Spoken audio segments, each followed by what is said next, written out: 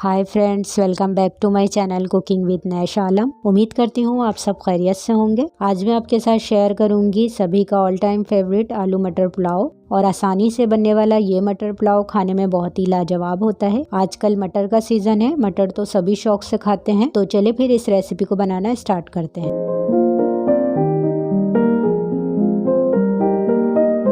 चूल्हे पे मैंने कुकिंग पॉट रख लिया है।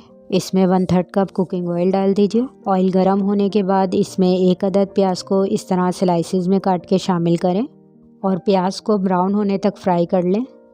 प्याज ब्राउन हो चुकी है। अब इसमें हम कुछ खड़े मसाले शामिल करेंगे। 2 अदद तेज़पात लिए हैं, 3 सब्ज़ इलायची, 4-5 लौंगे हैं, 2 दालचीनी स्टिक्स, 1 बड़ी इलायची, हाफ टी स्पून ज़ीरा है और 8-10 काली मिर्चें हैं। इनको ऑयल में डाल के क्रैकल कर लें।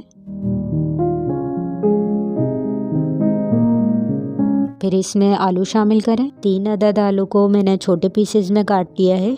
इसे ऑयल में फ्राई कर लें। आलू को मैंने 1 से 2 मिनट ऑयल में फ्राई कर लिया है। ये मैंने 1 कप मटर लिए हैं। मटर को भी इसके साथ फ्राई कर लेते हैं।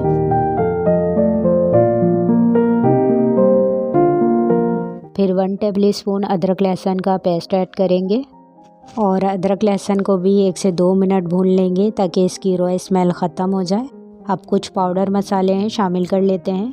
1 टीस्पून ज़ीरा पाउडर, 1 टीस्पून धनिया पाउडर और हाफ टी स्पून गरम मसाला ऐड करेंगे। और 3 से 4 हरी मिर्चों को मैंने दरमियान से काट के शामिल किया है। मिर्चें आप अपने टेस्ट के हिसाब से ऐड कर लीजिएगा। और थोड़ा थोड़ा पानी शामिल करके इन सभी मसालों को अच्छी तरह भून लेंगे। और मसाला भुन जाने के बाद इसमें 1 कप पानी डाल दीजिए और 1.5 चाय का चम्मच नमक ऐड करें और इसे मिक्स कर लेंगे। इसे कवर कर देते हैं तकरीबन 10 मिनट के लिए लो फ्लेम पे, ताकि आलू और मटर गल जाएं। और 10 मिनट बाद मैं कवर हटा के चेक कर लेती हूँ। आलू और मटर गल चुके हैं। अब इसमें आधा कप खूब अच्छा सा पिटा हुआ दही शामिल करेंगे। दही भी इसमें मिक्स करके भून लें 1 से 2 मिनट। फिर इसमें 2 कप पानी शामिल करें और उबाल आने तक पका लें। इस पॉइंट पे हम चावल ऐड करेंगे। ये 1.5 कप बासमती राइस हैं। इन्हें मैंने आधा घंटा भिगोया है। सारे चावल इसमें शामिल करके हल्के हाथ से इसे मिक्स कर लें। मीडियम फ्लेम पे इसे कवर कर देंगे। अब कवर हटा के चेक कर लेते हैं। जब इसमें इतना पानी बाकी होगा, यानी इसमें बबल्स आ रहे होंगे, इसमें 1 टेबलस्पून लेमन जूस ऐड करें और एहतियात से चावल ऊपर नीचे करेंगे। फ्रेंड्स, जब भी आप चावल की कोई भी रेसिपी बनाएं तो खुले हुए बर्तन का इंतखाब करें, ताकि चावल को बढ़ने की जगह मिल सके और अच्छे और खिले खिले चावल बनके तैयार हों।